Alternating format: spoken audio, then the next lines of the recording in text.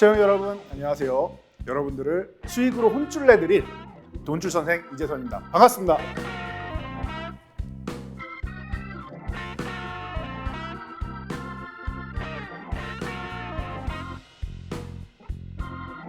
오늘은 벌써 7월이 됐습니다. 하반기 증시 대전망의 시간이 다가왔습니다. 상반기에는 여러분들이 주식시장 3대 악재로 해서 굉장히 어려운 구간을 보내셨어요. 지금 계좌도 잘 운용하신 분들도 있지만 힘들어하시는 분들도 꽤나 많으신 것으로 알고 있습니다. 어떻게 하반기 풀어가야 되는지 오늘 저와 함께 낱낱이 한번 파헤쳐보고, 그리고 어떤 섹터 중심으로 알아봐야 되는지 종목들도 요목조목 짚어보도록 하겠습니다. 먼저 상반기 간단히 설명을 드리겠습니다. 2022년 상반기 주식시장은 3대 악재에 의해서 우리가 굉장히 어려움을 겪었습니다. 긴축. 미국의 긴축 정책이 가파르게 시행이 됐습니다. 그리고 러시아와 우크라이나, 정확하게는 러시아가 우크라이나를 침공한 전쟁이었죠. 그리고 마지막으로 중국의 제로 코로나 정책에 의한 봉쇄. 이 세 가지 3대 악재를 통해서 인플레이션이라는 굉장히 큰 적을 우리가 만난 것입니다. 인플레이션을 만나서 물가가 상승하다 보니 이 인플레이션을 어떻게 잡아야 되느냐에 따라서 우리가 많은 정책을 펼치고 주식시장에 영향을 끼치고 있는 것입니다. 그러면은 우선 긴축에 대해서 먼저 체크를 해보도록 하겠습니다. 미국 금리 인상, 작년까지만 해도 2023년까지 금리 인상 안 한다. 이게 원래 코로나 때 경기 부양책을 펼치면서 금리를 미국도 제로 코로나, 유럽이랑 일본은 마이너스 금리까지도 활용을 합니다. 우리나라도 제로 정책에 가까운 수준까지 내려갔었죠. 그런 상황에서 2020년까지 금리 인상 안 한다라고 얘기했는데, 이거 그대로 믿으면 뭐다? 너무 순진한 거다. 믿을 수가 없다. 이 통화정책이라는 것은 그때그때 상황에 맞게 변경할 수 있는 거다. 변화무쌍한 정책이다. 코로나 때 제로 코로나까지 미국이 금리를 인하할 줄 누가 알았겠습니까? 이 또한 마찬가지입니다. 유동성이 과도하게 풀려나게 되면은 또 그 유동성을 회수해야 되는 과정이 필요한 것이다. 그래서 봤더니 인플레이션이 너무 과도하다라는 얘기가 작년에 내내 나왔어요. 그런데 미국에서 중요시 여긴 건 뭐다? 인플레이션보다는 고용이 중요하다. 고용으로 해서 경기가 안정되는 게 중요하다. 고용으로 해서 무엇을 창출한다? 소비를 창출한다. 그래야 사람들이 돈을 써야 경제가 순환이 되고 기업에서 실적이 올라가면서 주가도 좋아지고 경제도 순환이 된다. 이 개념입니다. 돈을 벌었을 때 일본처럼 다 저축하면 안 돼요.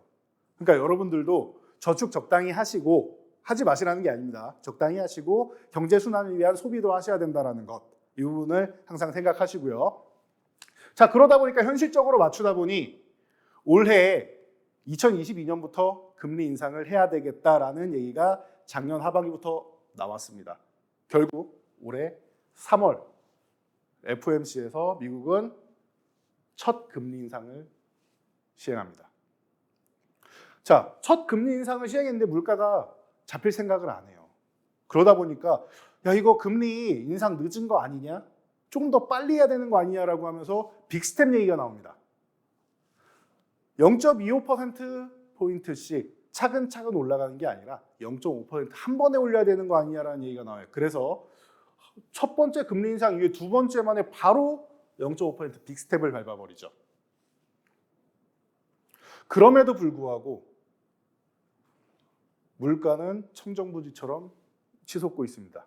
그래서 얼마 전이었죠. 6월 FOMC 세 번째 금리 인상인데 0.25, 0.5, 0.75 자이언트 스텝까지 갑니다. 이때 1% 올려야 되는 거 아니냐라는 빅 원이라는 얘기까지 나오죠. 이 긴축이 우리 주식시장의 발목을 강하게 붙잡고 있고 아직도 부담을 주고 있는 요인 중 하나다. 금리 인상을 이렇게 가파르게 하게 되면은 왜 주식시장이 내려갑니까? 생각하실 수 있는데 너무 빨리 올리게 되면은 이 유동성이 회수가 되면서 주식시장에 있는 자금들이 안전자산 쪽으로 이동을 하기 때문입니다.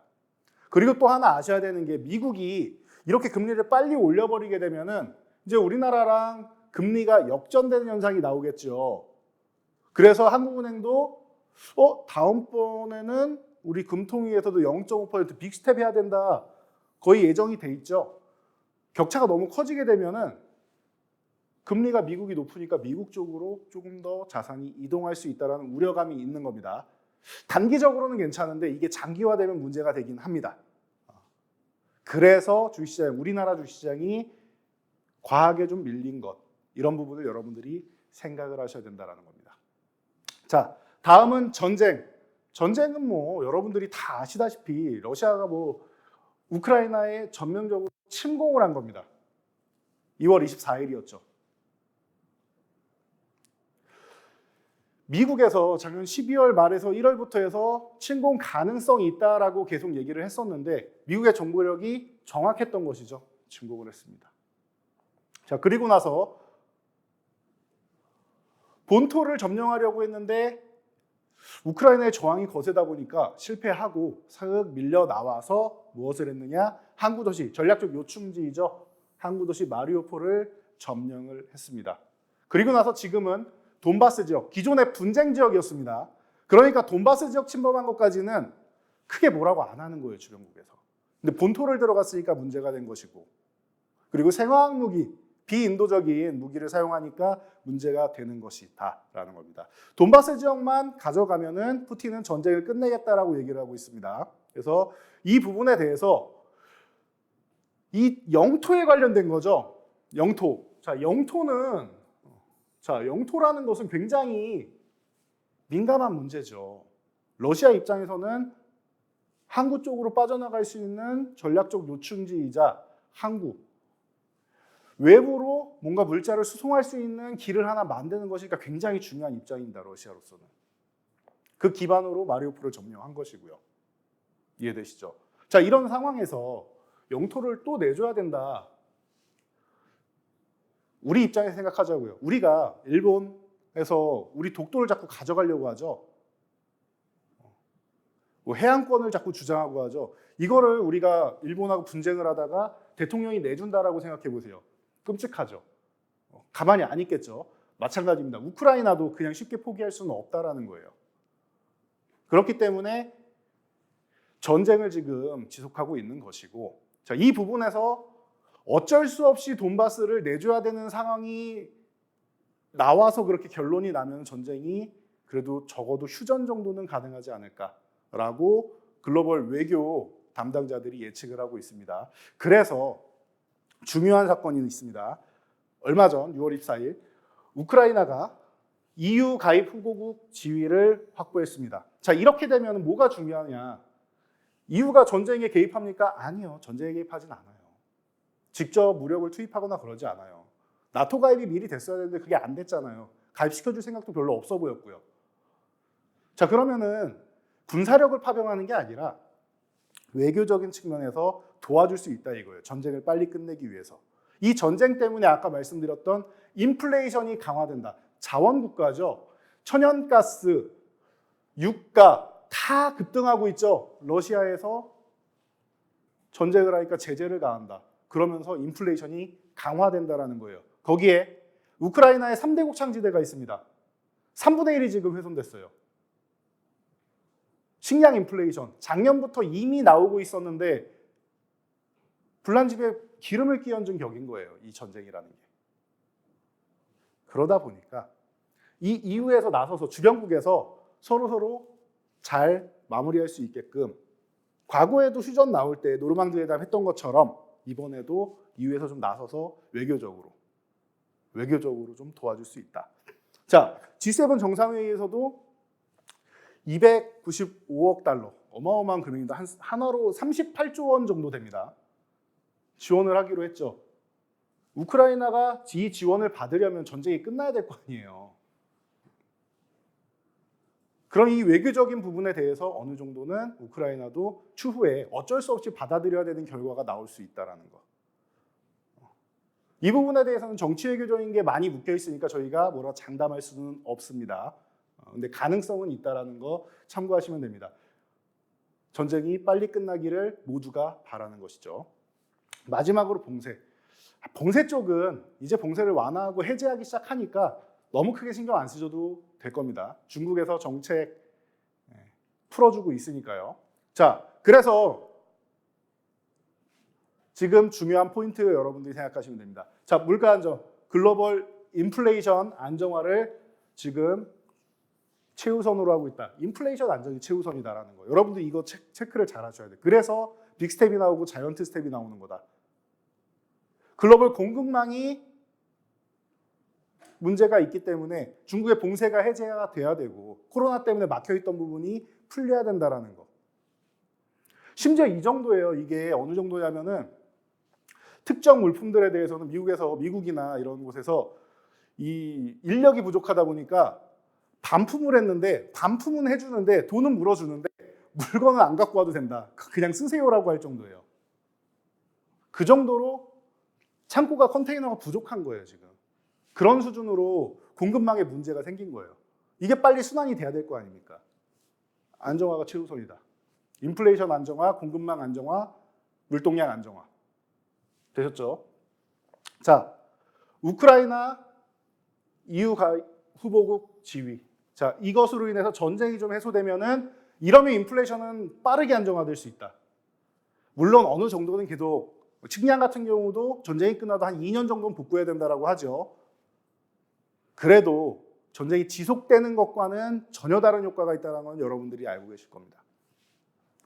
전쟁이 적어도 휴전이라도 좀 돼야 된다.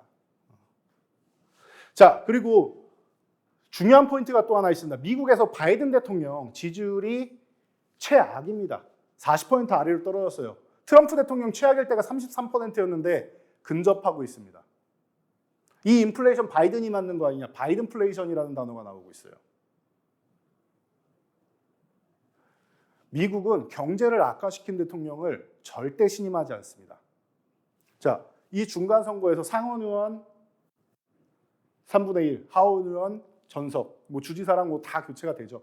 거기 선거할 때 심판을 받게 됩니다. 자, 지지율 반전을 노리려면은 지금부터 정책을 펼쳐야겠지요. 그래서 사우디도 날아가려고 하다가 뭔가 얘기가 잘 안 되는지 안 간다라고 얘기를 하고, 그리고 중국이랑은 시진핑이랑 대화해서 트럼프가 만들었던 무역 합의, 관세를 매기는 거죠. 20% 관세 올렸던 것을 이제 완화하는 것.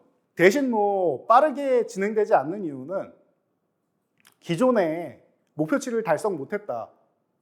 코로나 때문에 다 수입을 할 수가 없었죠, 중국도. 그러다 보니까 그러면 이번에 우리가 관세를 다시 내릴 테니까, 일부는 내려줄 테니까 이 부분이 6개월이든 1년이든 해소가 되면 그 다음에는 너희가 약속을 지켜라 중국, 이런 얘기가 나올 수 있겠죠. 이 부분에 대해서 합의가 필요하다 라는 것. 그래서 이런 외에도 물가 안정을 위한 바이든의 직접적인 정책들이 나올 가능성이 매우 높다.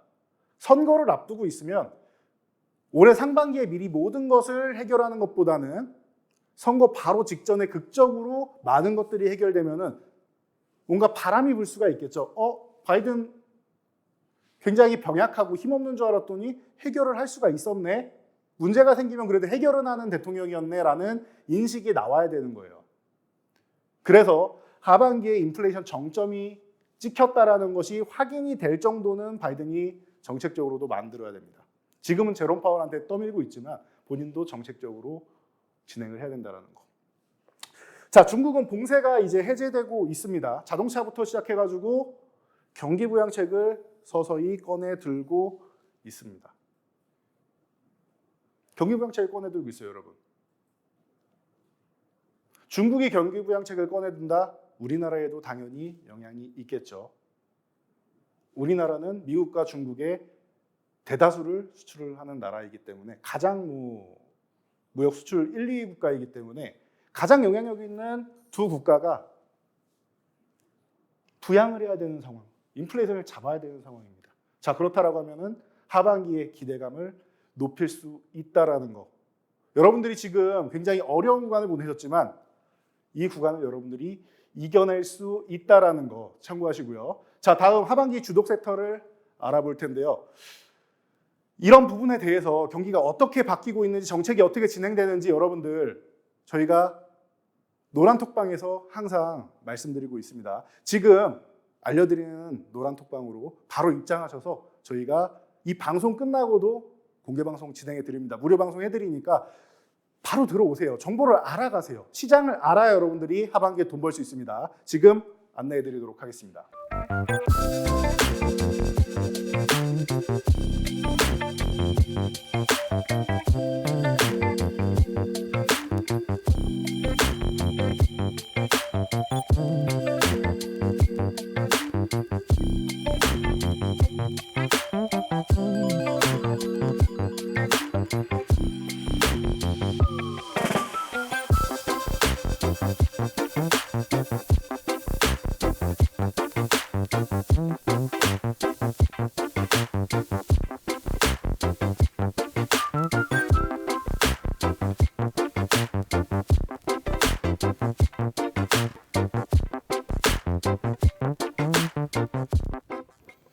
네, 하반기 주도 섹터를 확인해 보도록 하겠습니다. 자, 상반기 3대 악재 정말 이겨낼 수 있을지, 어떤 섹터, 어떤 종목들을 여러분들이 공략을 하셔야 되는지 오늘 낱낱이 한번 파헤쳐 보도록 하겠습니다.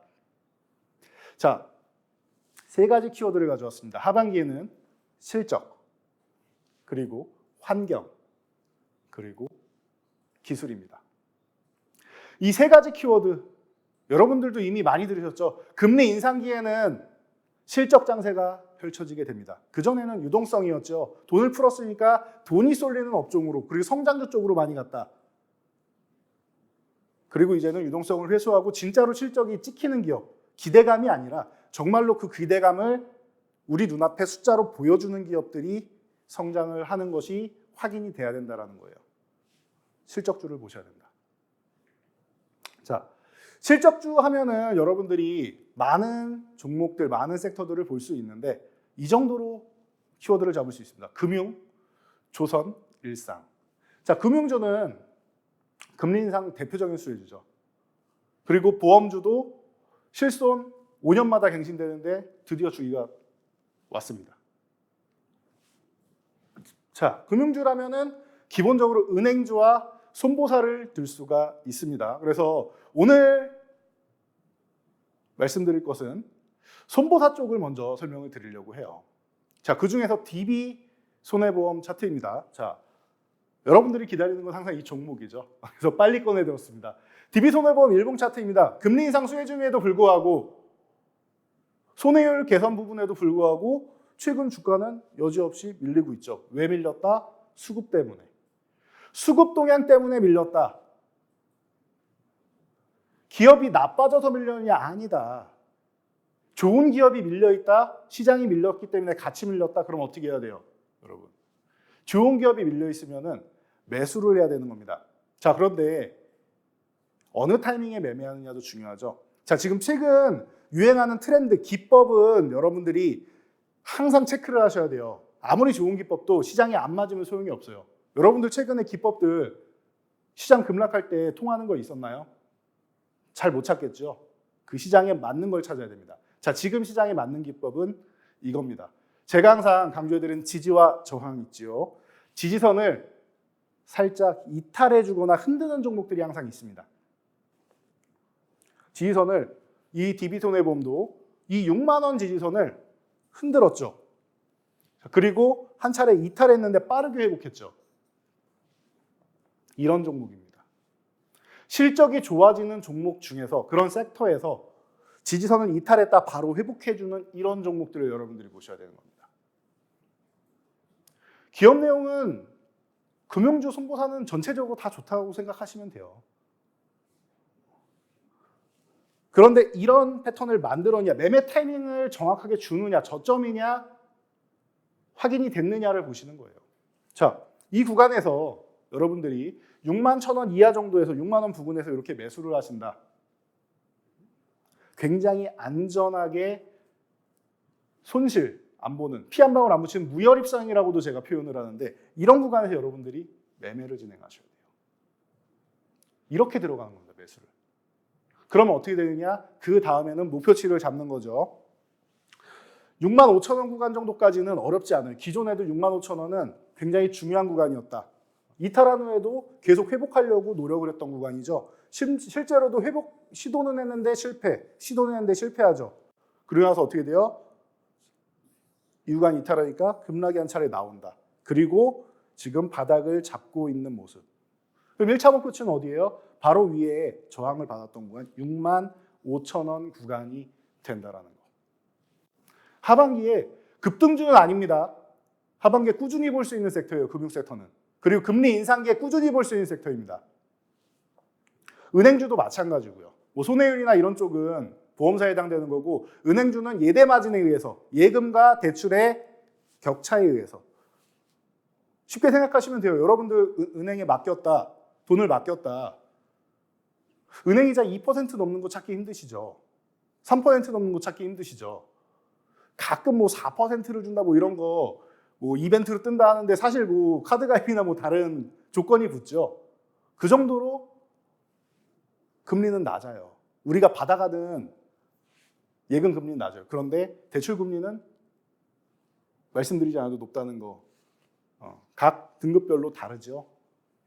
대출 금리는 높습니다. 그 차이로 해서 돈을 벌고 수익을 내는, 실적을 내는 게 은행주. 기본적으로 금리 인상기에는 대출 금리는 빠르게 오르고 예금 금리는 천천히 오르기 때문에 이 격차가 생깁니다. 뭐 유가 같은 경우도 마찬가지고 전체적으로 오르는 건 빨리 오르고 나한테 이득되는 거는 천천히 오르죠. 그 개념 생각하시면 돼요. 자, 그래서 보험사도 마찬가지고요. 보험 쪽도 변액부터 시작해서 본인들이 가져가는 돈들이 많이 있죠. 묶어두는 돈들. 자, 그래서 65,000원 기본, 그 다음에 7만 원까지 여러분들이 볼 수 있다. 7만 원도 끝이 아니라고 봅니다. 저는. 여기도 충분히 넘어갈 수 있어요. 시장이 정상화만 된다라고 하면.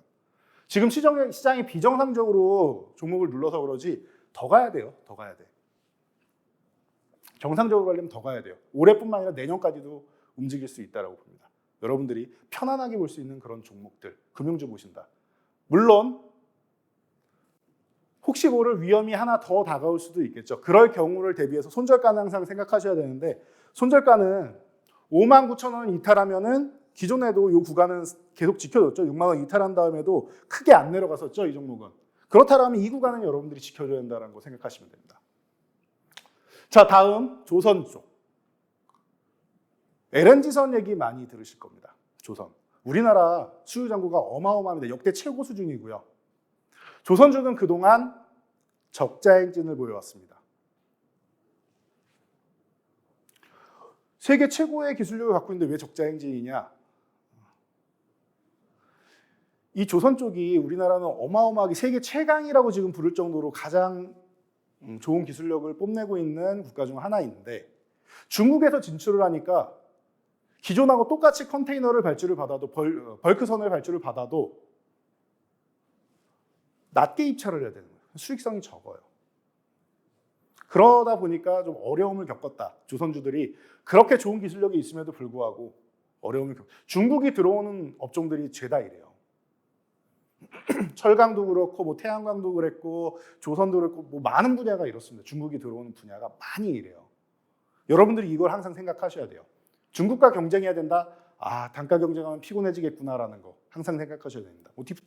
그래서 우리가 그래서 돌파구를 찾는 게 뭐냐? LNG선. 중국이 안 됩니다. 일본이 안 돼요. 그러다 보니까 한국 잡겠다고 둘이 손을 잡죠. 그런 상황이에요. 그럼에도 불구하고 지금 대부분은 우리나라에다가 수주를 넣고 있습니다.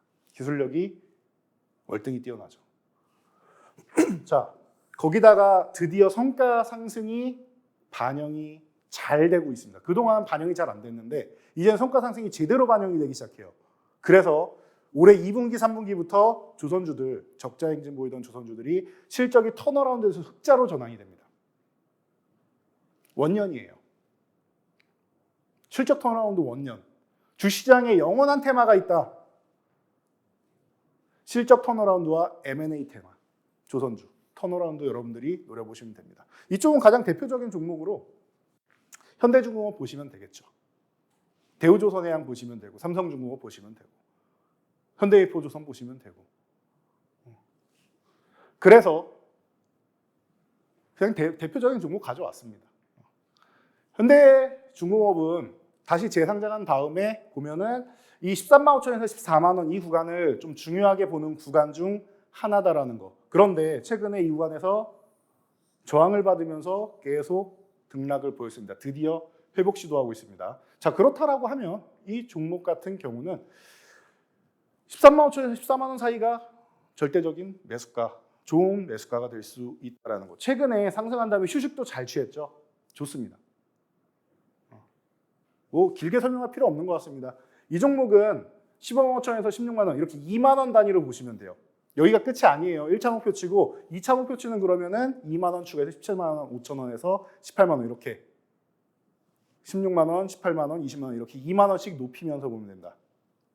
대신 여러분이 체크하셔야 되는 거 정말로 실적 턴어라운드가 된지 흑자 전환 되는지 확인하셔야 됩니다. 제가 말씀드렸다고 다 믿지 마시고 저를 믿는 게 아니라 기업의 실적 숫자를 믿으세요. 숫자를 믿으시면 여러분 절대 후회하지 않습니다. 실적 장세에서는요. 자, 이 종목도 혹시 모르니 여러분들이 손절가는 정해드렸죠. 13만 5천 원 중요한 가격이다 말씀드렸으니 종가 기준으로 이탈하면은 한번 정리했다가 추후에 회복될 때 다시 매수하시면 됩니다. 이탈했을 때 잘못하면은 이 11만 5천에서 12만 원까지 내려올 수 있기 때문인데 가능성은 낮다라고 봐요. 그래도 리스크 관리는 꼭 하셔야 됩니다. 자, 다음은 일상. 우리가 코로나 때문에 집에서 나가지도 못하고 굉장히 어려움을 겪었습니다. 그런데 이제는 제대로 즐길 수 있는 시대가 왔어요. 마스크도 실외에서는 벗고 다닐 수 있고 영화관에서 우리가 팝콘을 먹을 수 있는 시대가 왔습니다. 영화관을 가지도 못했었는데 가는 거는 당연하고 팝콘까지도 먹을 수 있다.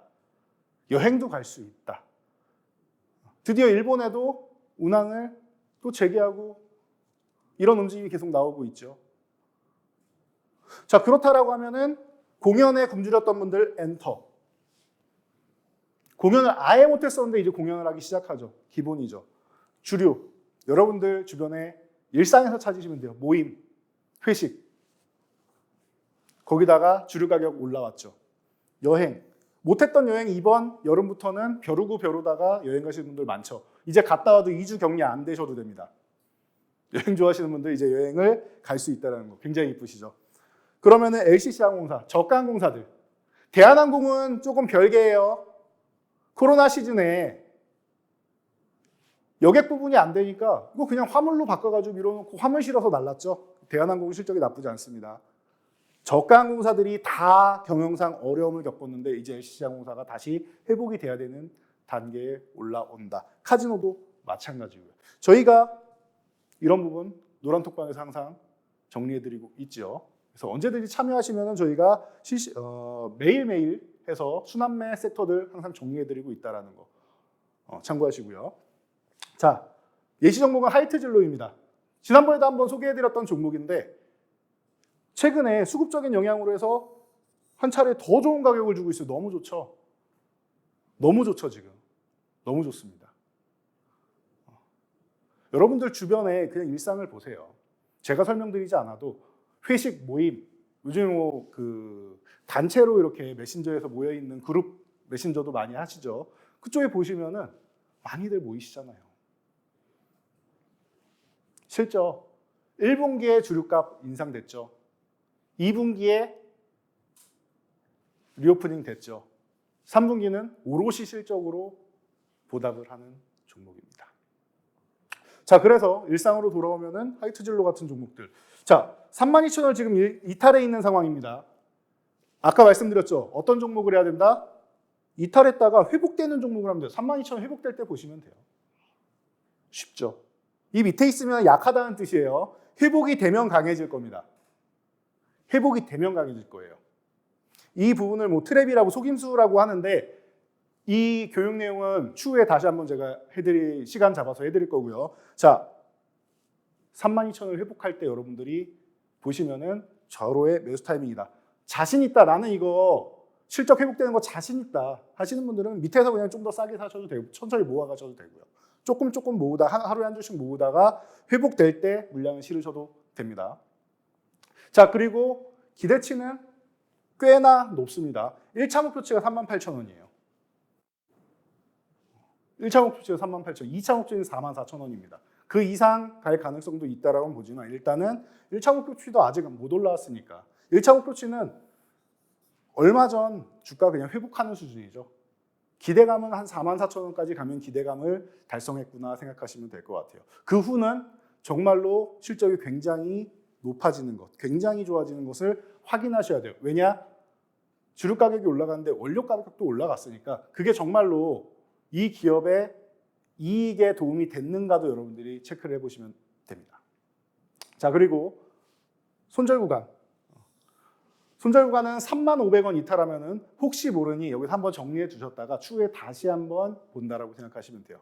좀 자신 있게 실적적으로 일상에서는 하이트 진로 좋다라고 보고 있습니다. 자, 이런 종목들 제가 아까 말씀드렸듯이 저희가 노란톡방에서 항상 정리를 해드리고 있습니다. 여러분들 지금 안내해드리는 쪽으로 바로 입장하시면 됩니다.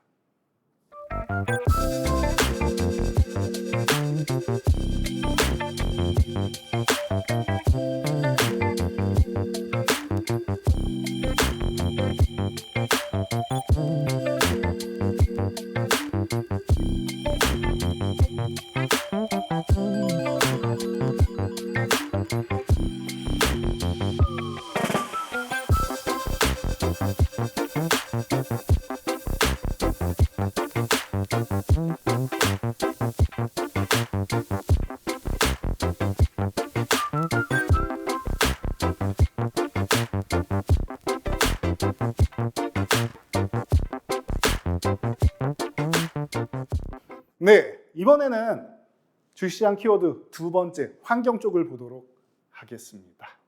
자, 환경 쪽은 우리가 너무 많이 들었죠. 전기차. 작년 전기차가 시장 점유율이 5.8%. 이것도 중국에서 소비가 늘어나서 그런 것이죠. 이제 시작입니다, 전기차. 여러분 주변에 전기차 타시는 분 많습니까? 제 주변에는 타시는 분도 조금 아직까지는 좀 더 불편한 부분이 있다라고도 말씀을 하세요. 충전 부분부터 시작해서 여러 가지 측면에서 많이 발전하고는 있습니다.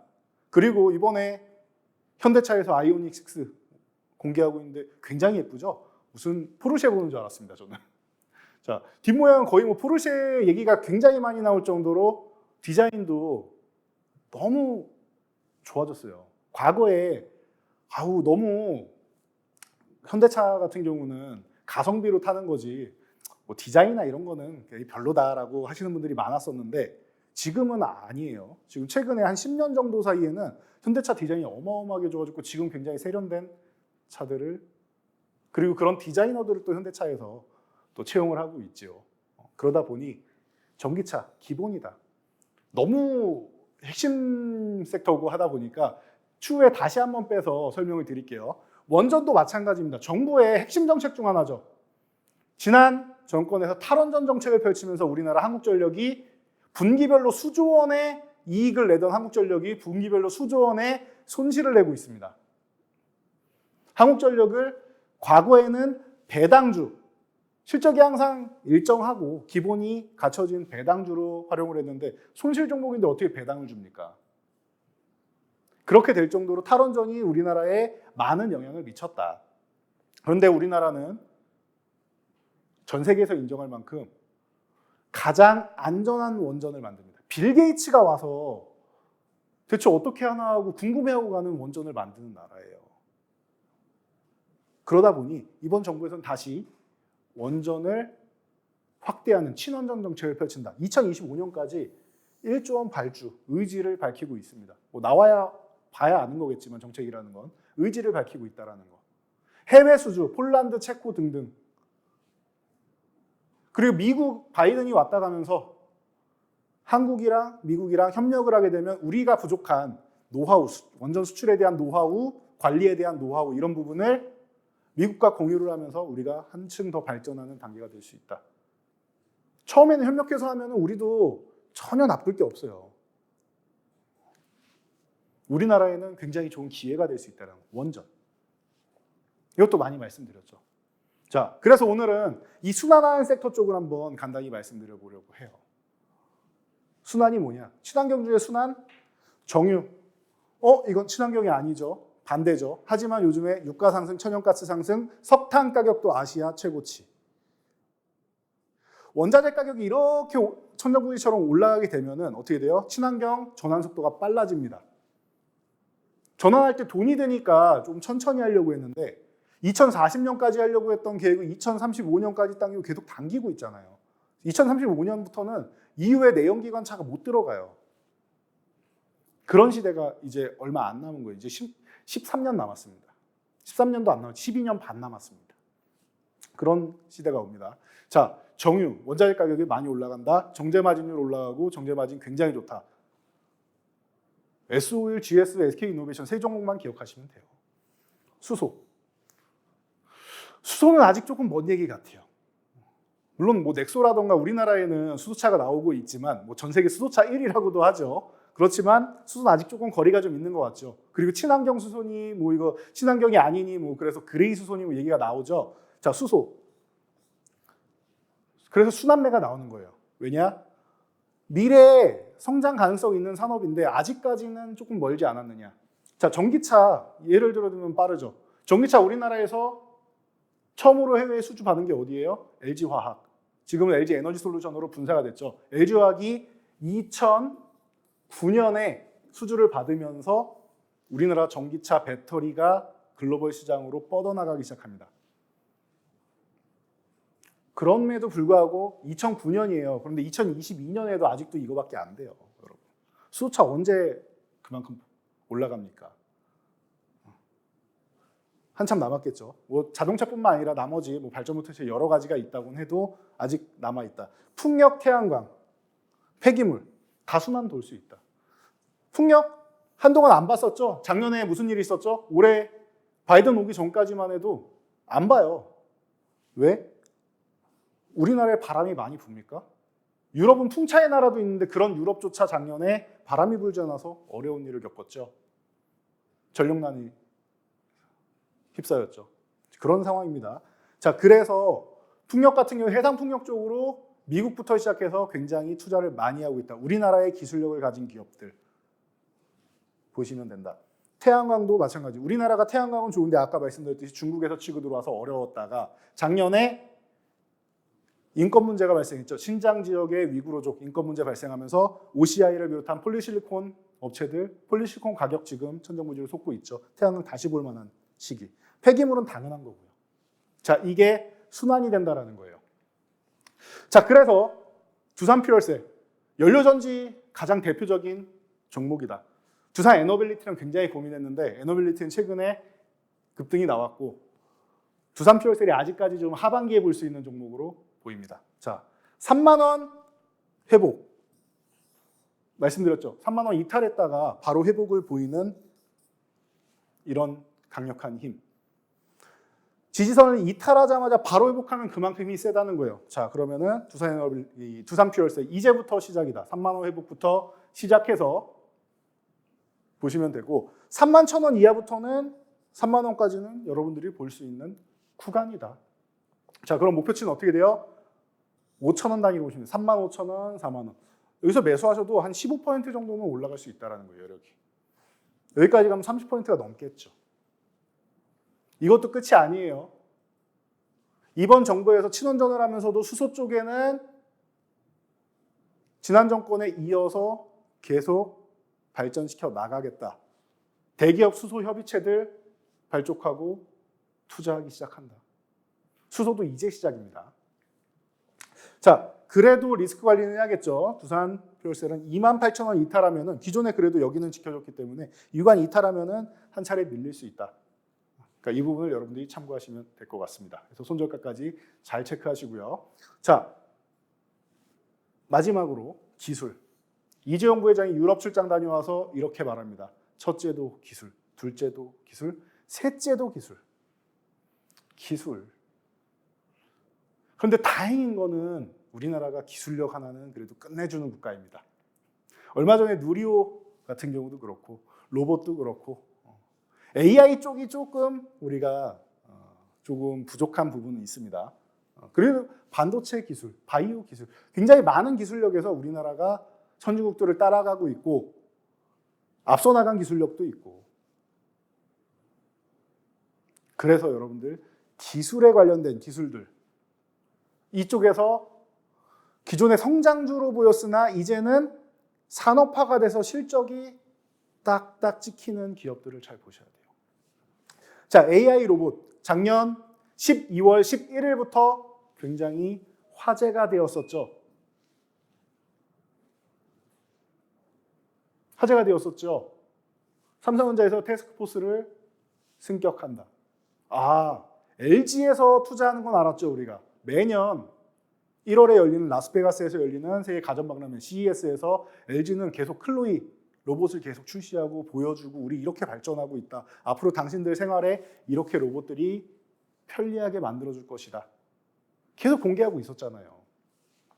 그런데 작년에 1월에 현대차가 보스턴 다이나믹스를 인수를 하면서 우리나라도 로봇 강국이 되겠다. 테슬라 재작년에는 배터리 데이 개최하고 작년에 AI 데이를 개최했죠. 올해는 시즌2라고 보시면 돼요. 8월에 열릴 예정이었는데 밀려서 9월 30일. 이것도 일정 변경될 수 있습니다. 그런데 올해도 AI 데이라는 거예요. 핵심이 뭔지 아시겠죠? 전 세계에서 가장 뜨거운 남자 일론 머스크도 AI 로봇 이 분야에 관심을 갖고 있다. 관심 가져보시면 되겠죠. 단 많이 올라온 구간이 있으니 여러분들이 매매 포인트를 잘 잡으셔야 된다는 거. 자, 반도체 DDR5 지금 전환하는 시기죠. 문제는 뭐다? 인텔이다. 인텔이 기술력을 못 따라가요. 우리나라 메모리의 발전을 인텔이 CPU 발전이 못 따라오는 거예요. 언제부터?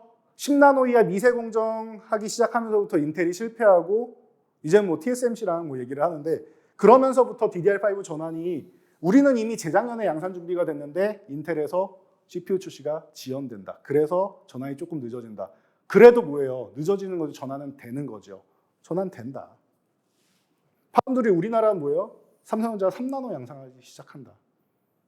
기술이에요, 이게 기술. 자, 그리고 바이오는 여러분들이 임상 결과를 잘 보셔야 돼요. 기술 수출 좋습니다. 그런데 그건 단발성이에요. 우리가 개발을 하는데 연구비를 좀 지원받는 거지 출시해서 상품으로 내놓는 게 아니잖아요. 그렇다라고 하면 상품으로 내놔서 돈을 벌고 싶으면 뭐 해야 돼요? 임상이 잘 돼야 된다. 신약 허가를 받아야 된다. 이런 관련주들을 보시면 돼요. 한미약품부터 시작해가지고 신약 허가 앞둔 기업들이 많습니다. 물론 허가를 받아야겠지만요. 이런 기업들 여러분들이 찾아서 연구를 하시면 됩니다. 자, 그 중에서 실적이 뒷받침되고 지금 너무 많이 밀려있는 얼마 전에 저희가 바이오 쪽 정리해드리면서 셀트리온 그룹 소개해드렸었는데 셀트리온 헬스케어 다시 한번 보셔도 됩니다. 지금 최근에 올라왔으니까 이제 너무 많이 오른 거 아닌가요? 하실 수 있는데 그 당시에 6만 원 말씀드렸습니다. 괜찮습니다. 한 차례 올라왔죠. 지금 7만 원 건드리고 쉬고 있는데 괜찮습니다. 지금도 기회입니다. 왜? 제가 그 당시에 목표가 설정해드렸던 거 기억하시죠? 기본이 8만 원입니다. 6만 원에 매수 안 하셨다고 해도 7만 원 아래서 얼마든지 하실 수 있다. 8만 원 단기 목표가다. 저는 이 종목을 기본적으로 12만 원까지 보고 12만 원도 지나가는 과정일 수 있다. 장기적으로 봤을 때. 단기 아닙니다. 바로 간다 아니에요. 장기적으로 여러분들이 좀 느긋하신 분들 있죠. 충분히 가능하고 그 이상 기존 주가 회복하는 것도 제가 볼 땐 가능해요.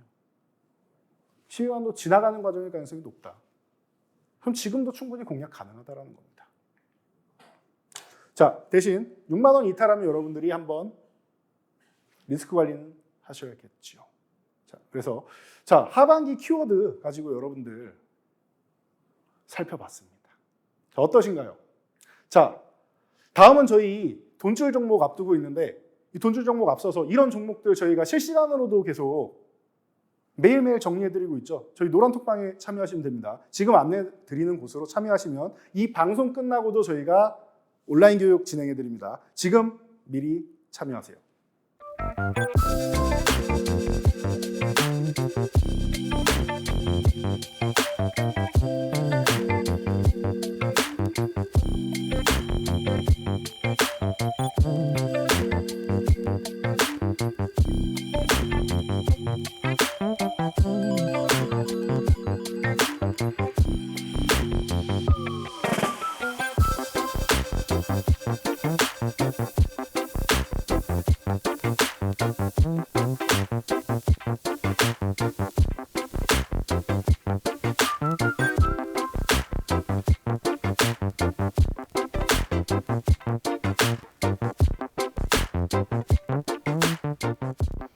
네, 오늘의 돈줄 종목입니다. 자, 저희가 소개해드릴 때 대형주 중심으로 소개해드리고 마지막에 돈줄 종목은 좀 여러분들이 좀 다이나믹한 거 좋아하시니까 스몰캡을 많이 선정해드리죠. 자, 오늘은 소개해드렸던 섹터 중에서 기술에 관련된 부분입니다. 미래 기술이고요. 기존부터 증착 장비 쪽으로 유명했는데 이 부분이 메타버스에도 적용이 됩니다, 여러분. 그런 업체입니다. 이 업체는 과거부터 실적이 좀 들쑥날쑥한 게 단점이었는데 메타버스라는 새로운 동력을 장착함으로써 앞으로 성장성은 물론 실적까지 다시 한번 밸류가 점프되는 기업입니다. 그런데 최근에 어떤 상황이 있었죠? 시장이 무너져 내렸습니다. 주가도 같이 무너져 내렸습니다. 저렇게 보시면은 점프를 하는 기업이었는데 점프하는 기업이었는데 실적 무너져 내린다. 왜 무너졌다? 종목이 나빠서냐? 아니요. 시장 영향력이다. 아까도 말씀드렸습니다, 여러분. 시장 때문에 내려간 종목, 좋은 종목인데 시장 때문에 내려갔다. 그런 종목을 여러분들이 사셔야 돼요. 아무 종목이나 밀렸다고 사시면은 남들 주가 상승하는 거 다 지켜보고 있다가 내 거는 조금밖에 안 올라요. 그리고 제자리에 오던가 조금 오른 다음에 구경만 해야 됩니다. 소외감 느낍니다. 이런 종목 하셔야 돼요. 자, 성장성으로 뒷받침되는 이 종목 여러분들이 어떻게 매매를 하시느냐? 15,000원 흔들기. 이 종목은 제가 선을 좀 두껍게 그어서 그런데 15,000원을 살짝만 흔들었어요. 살짝 이탈했다 바로 회복했어요. 굉장히 강한 종목이라는 거예요. 15,000원 여기까지 내려올 종목도 아닌데 내려왔으니까 감사합니다 하고 담아야 되는 구간이라는 거예요. 이 구간은. 이해되시죠? 자, 15,000원 구간에서 여러분들이 이 종목을 매수했다 그러면은 기대치도 훌륭합니다. 자, 1차적으로 2만 원까지 볼 수 있습니다. 2만 원만 가도 여러분 15,000원에서 2만 원만 가도 대단하죠. 16,000원 이하에서 매수하시면 되고 2만 원만 가도 여러분 수익률 대단해요. 2차 목표치 25,000원입니다. 근데 여기 끝 아니에요. 이것도 지나가는 과정일 가능성이 높다. 최근에 너무나 밀려서 그러지 지나가는 과정일 가능성이 높다. 기대감이 어마어마한 종목입니다. 단 혹시 모르니까 이 종목도 이 구간 15,000원을 이탈하게 된다라고 하면은 한번 정리해주는 방향으로 진행하시면 될 것 같습니다. 자, 그리고 다음 종목을 저희가 소개를 해드려야 되는데 지금 주어진 시간이 얼마가 없습니다. 그래서 저희가 다음 종목은 지금 제가 이 방송 끝나고 바로 온라인 방송을 오픈을 해서 여러분께 특별 교육을 진행해드리고 이 히든 종목도 오늘 공개 못한 종목도 소개를 해드리도록 하겠습니다. 앞으로 우리나라에서 혁신 신약으로 해서 최고의 항암제를 글로벌 시장에 앞두고 이 허가 신청을 앞두고 있는 기업이고 임상 결과도 현재까지는 잘 나왔습니다. 이 기업 저희가 소개해드릴 테니까 하반기에 기대감 매우 높습니다. 지금 바로 입장하세요. 오늘은 여기까지 하겠습니다. 감사합니다.